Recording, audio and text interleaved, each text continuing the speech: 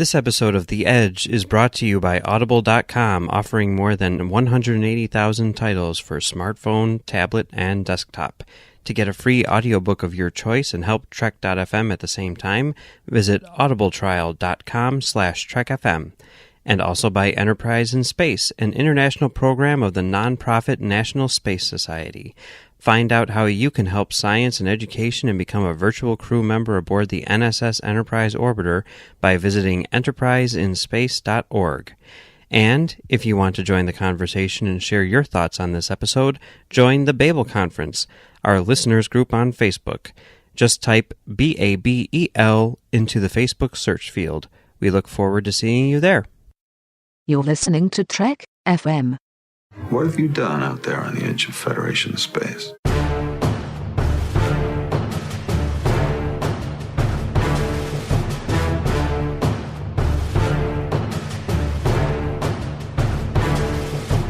Welcome everyone to Notes from the Edge, a sub-show of our Star Trek Discovery podcast, The Edge.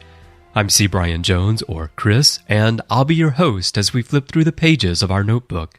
In Notes from the Edge, we'll explore connections between Discovery and the greater Star Trek universe, which includes the prior 6 TV series and 13 films, as well as the massive literary universe, because there are elements from there that are being worked into the series.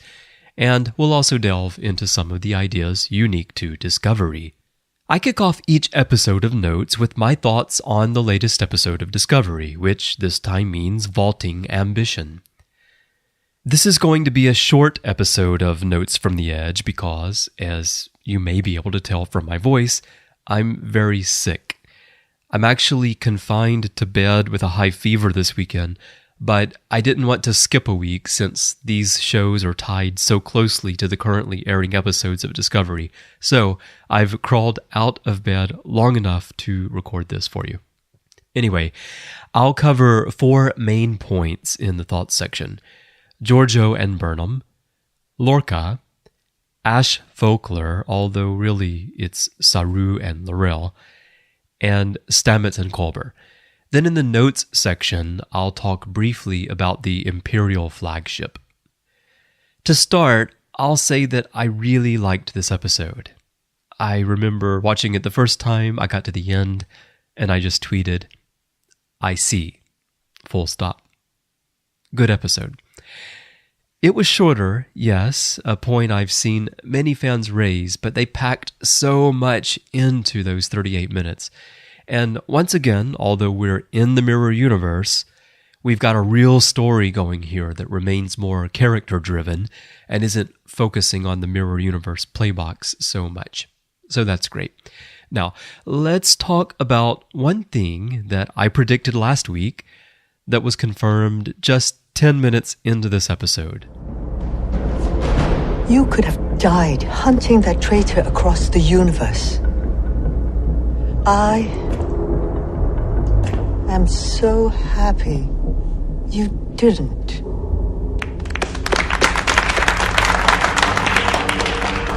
Let her rest a bit and have her at my residence by dinner. Yes, Emperor. There is so much to discuss.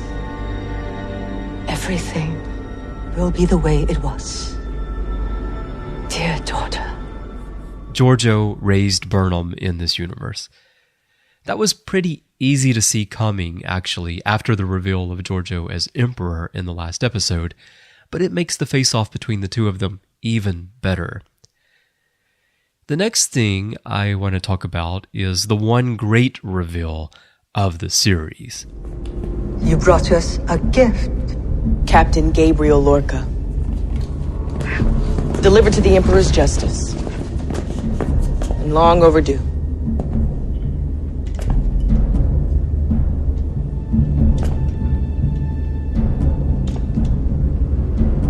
You think I'm gonna bow to you? I don't bow. Lorca is indeed from the mirror universe. As I've said over the past few weeks, I was not on board with the mirror Lorca theory, but also would not be surprised if it turned out to be true. And it did. I think the primary reason I wasn't on board with it is that I didn't like the idea that just because a captain, or any character really, was a bit rougher than we're used to, that would mean he's from the mirror universe. And then also perhaps I was just kind of hoping, because it kind of felt like, yeah, maybe he is from the mirror universe. I was kind of hoping that they weren't going to go that way with it. That's probably why I was resistant to it. But I have to hand it to Jason Isaacs for his portrayal of this all the way through, and particularly since they arrived in the mirror universe. He has given us a wonderful mix of clues that made us think he was Mirror Lorca and clues that made us think that he wasn't. And this continued all the way up to the actual reveal. During the agony booth scene with Captain Maddox, the first exchange between them seemed to indicate strong familiarity. And actually, let me just roll back for a minute. When they are meeting Georgiou for the first time, and he tells her, "Do you think I'm going to bow? I don't bow." In that moment, it really felt like, yeah, that is Gabriel Lorca, who was the right hand of Empress Georgiou all that time, talking to her. In that moment, you feel like, okay, yeah, that's definitely him. But then it goes on and you still wonder. And so coming back here to what I'm talking about with the agony booth, that first exchange, you really felt like this is Gabriel Lorca from this universe talking to Captain Maddox from this universe. Then, as he was in the agony booth being told by Maddox to say the name of his sister, he refuses. And it seems that this is because he doesn't know. They also bring in this character, Barlow, and he tells Barlow, "Chin up, soldier," instead of using his name. And again, it seems that he does this because he doesn't really know who this guy is. And he's just trying to bluff his way through the situation because he doesn't have the information that he needs. He even lets Barlow be killed in what is probably the most disgusting scene in Star Trek at this point. I'm not sure if it's the most disgusting, but it's right up there with the Seti eel coming out of Chekhov's ear and the exploding head in Conspiracy on the Next Generation. It's pretty graphic. And even though he lets this happen, we find out ultimately that, yeah, he does know the sister's name, Ava. And he is Mirror Lorca. So this was brilliantly played by Isaacs for the past 3 episodes, and indeed the whole series since we first met him. That he is from the Mirror universe isn't surprising, given all the clues and how the story has played out. In fact, they show you a few things along the way. One in particular that comes to mind is they show the scene of him saying that the 133 jumps filled in all the gaps, and then Saru saying, well, that's very fortunate. And you may remember from an earlier episode of Notes, at the time, I pointed out that that seemed to raise some suspicion for Saru, that Lorca at least was up to something. But the possibility that he was from the Mirror universe was balanced with clues and suggestions that he wasn't. So this was really well done. And with so many of the twists in Discovery being obvious from light years away, it makes me wonder how those same writers can craft the Lorca thread. And I hope we see more of this moving forward and less of the very obvious storytelling. We also need to talk about Ash Voqler again, but really this time it's about Saru and L'Rell. Before I get to that, I do want to point out that Shazad Latif, once again, really great acting, really great portrayal in this episode of a human and a Klingon fighting with each other internally. Even though we didn't see him a lot here, the energy, the struggle that he conveyed, I thought was really great. And I also thought that Saru was excellent in this episode. I know that some fans don't really like Saru, and they think that he is not a good commander, and in this case, a captain. And I just don't get that. I think that if you really watch how Saru handles himself when he is in command situations, he's very good. The way he presents his case to L'Rell in this episode echoes for me the intellect, wisdom, and compassion of Picard. And then later, the way he forces L'Rell's hand echoes Sisko. I can completely see Sisko taking that approach. And if you want to stick with TNG, also it reminded me a bit of Riker. I can see Riker taking that sterner approach than Picard would. But this was, for me, a bit more of something Sisko might do. And through it all, you must take into account the amount of makeup that Doug Jones is acting through. I continue to be amazed at the level of emotion and expression that Jones conveys through that makeup. I think Saru is a wonderful character, one of the great alien characters that we've gotten in Star Trek. I know we haven't seen him for that long yet, but I think the design concept of Saru is really great. And I think that in Doug Jones, they found someone who could bring that to life in a way that I think a lot of actors would really struggle with, because it's really not easy what he's doing. And it's great. So, as for Ash Voqler and the final result, on first viewing, I found it to be a huge letdown. First of all, why does L'Rell have some sort of Klingon neural surgery gloves with her aboard Discovery? These seem like very specialized medical instruments, and she just happens to have them with her after being taken prisoner and sitting in the brig all this time.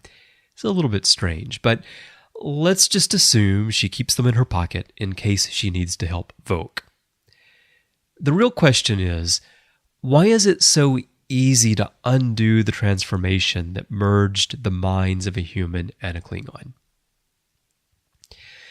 Well, I don't know that it's really so easy to undo the transformation. What I think she did, how I interpreted it after 4 viewings, is that she simply killed Voq. This is why he speaks Klingon and then transitions to English.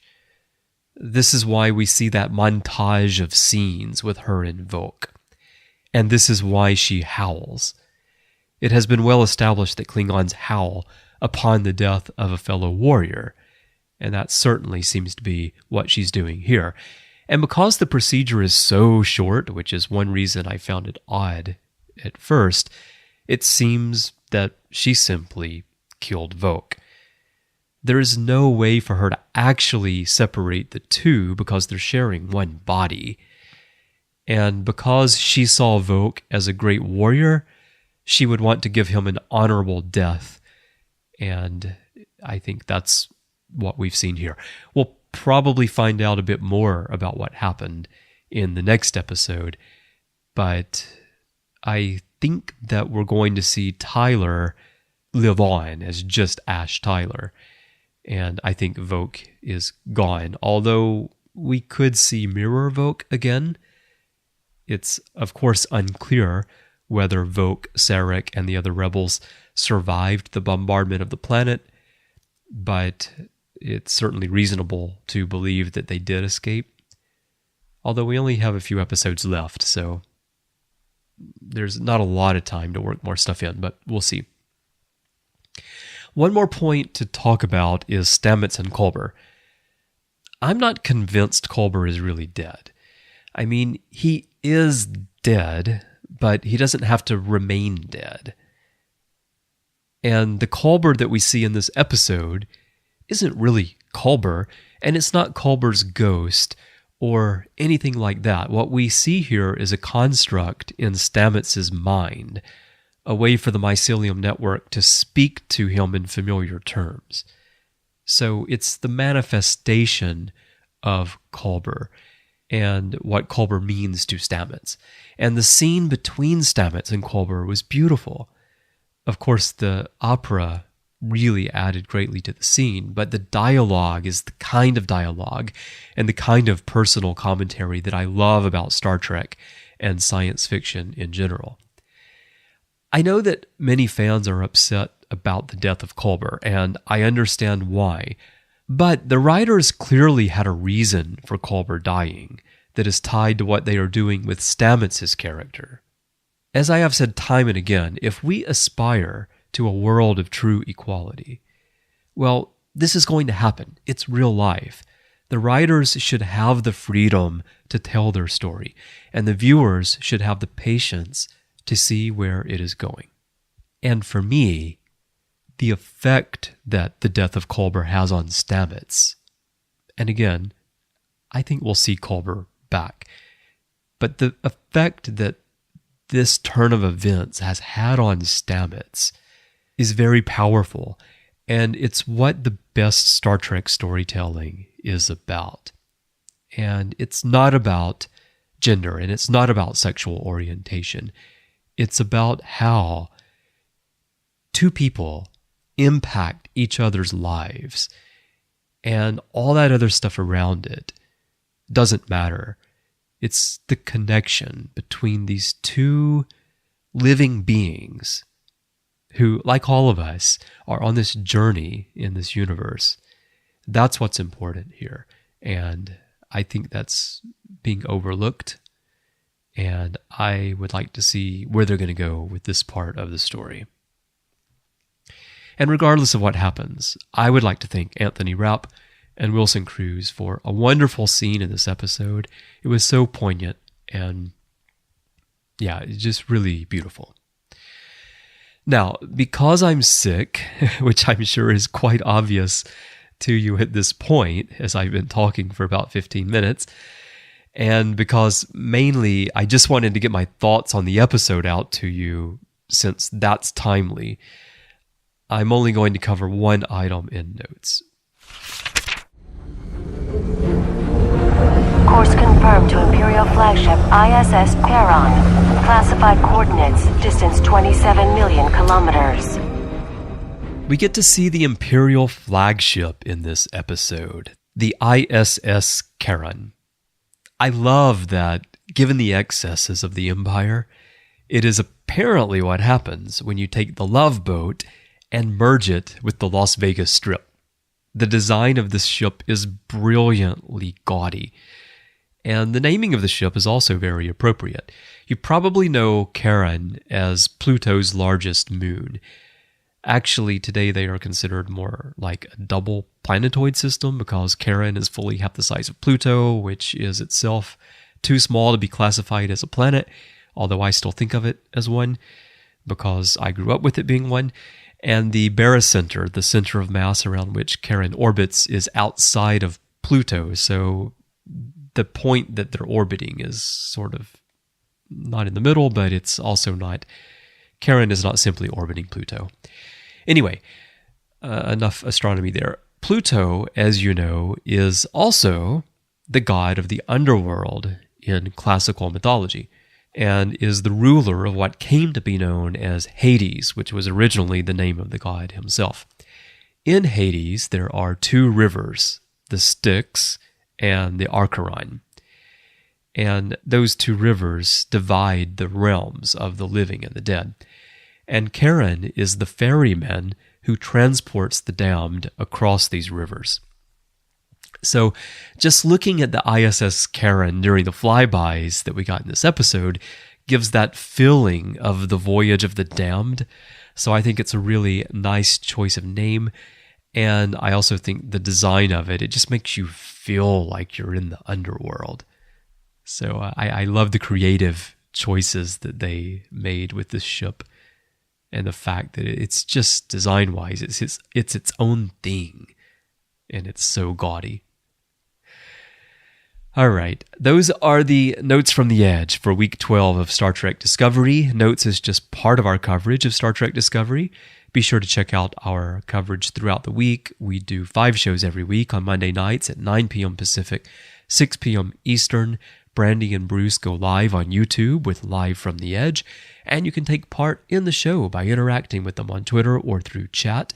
If you can't join live, you can still listen on Tuesday morning when it is released as a podcast.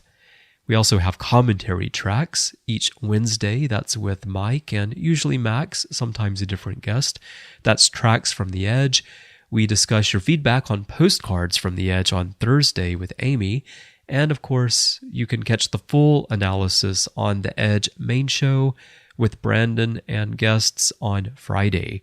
And I wrap up things here on the weekend with notes from the Edge, sometimes on Saturdays. Actually, it's turning out to be Sundays most of the time because of my schedule, even when I'm not sick.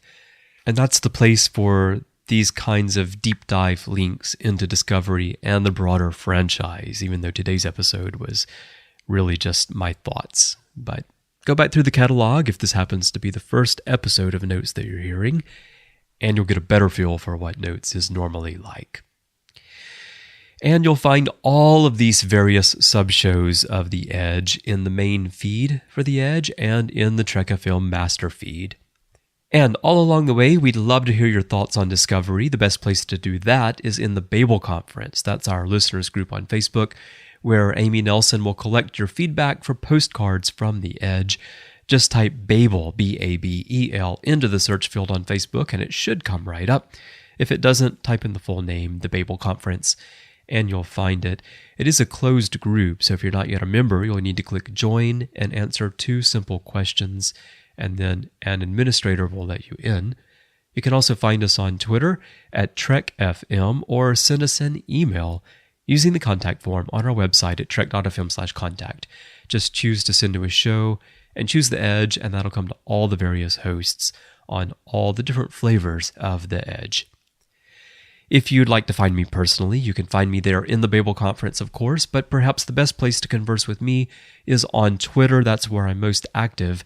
My username is C Bryan Jones, a letter C, and Bryan with a Y, and that's my name pretty much everywhere in social media. If you'd like to hear me discuss Star Trek Beyond Discovery, you can catch my main show, The Ready Room, and I also co-host The Orb, our Deep Space Nine podcast with Matthew Rushing. You'll also hear me on lots of older episodes from various shows here on the network, and you can find my writing about Star Trek on the official website at startrek.com. I'd like to take a moment and thank our associate producers of The Edge, Norman C. Lau, Tony Robinson, Tom Paleo, Lisa Slack, Shoaib Mirza, Richard Rutledge, James Muldrow, and Cornelia Rotner. Thank you so much, guys, for your support. I really appreciate it. You are making a huge difference in our ability to get not only The Edge, but all of our shows out. So thank you so much. And if you're listening and you're not yet a supporter, or if you'd like to become an associate producer, you can do that by going to patreon.com/TrekFM. That's patreon.com/TrekFM. You'll get all the details that you need there, including information about things like the Roundtable, where you can get on mic and talk Star Trek and have that put out as a podcast, just like we do these. Also, patrons own our special website and other perks. Again, that's patreon.com/TrekFM. Well, that's all I have for you this time. I'm going to report back to sickbay. I really appreciate you listening. Thank you so much. And join me again next time as we jot down more notes right on the paper's edge.